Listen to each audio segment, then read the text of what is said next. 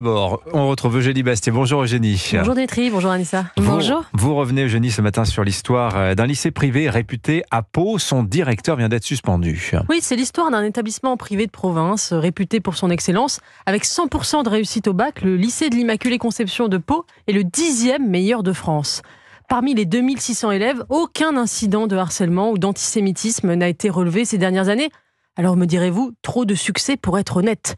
Après le signalement d'un noyau de professeurs hostiles, le rectorat a diligenté une enquête contre l'établissement pour atteinte à la laïcité. Le résultat est tombé. Le directeur Christian Espeseau a été suspendu pour 3 ans. Qu'est-ce qui est reproché exactement à l'établissement ? Devant une sanction aussi sévère, je me suis dit que le lycée avait dû être le théâtre de propos séditieux, que des élèves s'étaient plaints, que des traumatismes sévères leur avaient été infligés. Eh bien, j'ai été sidéré par la légèreté des fameuses atteintes à la laïcité en question. De quoi parle-t-on exactement ? Eh bien, de confessions et de sacrements donnés pendant les heures de cours. Ceux-ci seraient dispensés par des moines de l'abbaye de la Grâce, qui célèbrent la messe en latin et de dos, ce qui choque Libération, qui parle de dérive intégriste.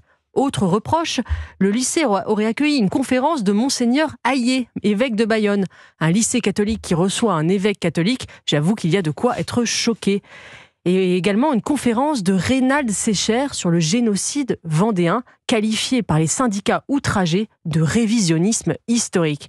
Alors visiblement pour ces syndicats, il est plus grave de faire venir un historien conservateur qui dénonce les massacres de la Révolution française qu'une association pro-trans qui explique que des hommes peuvent être enceints, comme ça a été le cas à l'école alsacienne l'an dernier.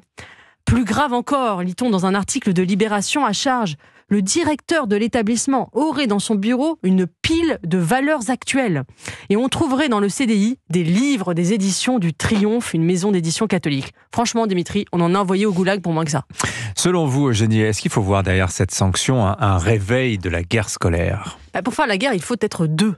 L'enseignement privé ne constitue en rien une menace envers la République, mais devient le point de fixation d'une gauche cathophobe par obsession et par lâcheté. Après l'affaire Stanislas l'an dernier, vous vous en souvenez, d'où vient un tel acharnement ? Eh bien d'abord d'une laïcité aveugle qui met au même niveau la menace du séparatisme islamiste et un prétendu intégrisme catholique. On n'a pourtant jamais vu un élève radicalisé par un cours de catéchisme donner un coup de couteau à un professeur. Ensuite, un ressentiment croissant envers le succès de l'école privée. Alors, oui, c'est vrai, une forme de séparatisme social peut s'installer. Les milieux aisés mettent leurs enfants dans le privé, non pas pour des raisons religieuses, mais par souci d'échapper à l'effondrement de l'école publique. Face à cette évolution, certains chefs d'établissement catholiques assument « Non, l'école privée n'est pas un ghetto de riches, c'est aussi un endroit où se transmettent des valeurs, une identité et une foi. Rappelons que les parents ne sont pas obligés d'y mettre leurs enfants. » Cette histoire nous dit quoi, cher Dimitri ? Elle nous dit que l'État français n'arrive plus à assumer l'une de ses principales missions, la transmission des savoirs. Comme toujours, il excelle dans une autre, la réduction des libertés. Comme souvent, il persécute ceux qui réussissent là où il a échoué. Signature Europe 1, Eugénie Bastier. Merci beaucoup Eugénie.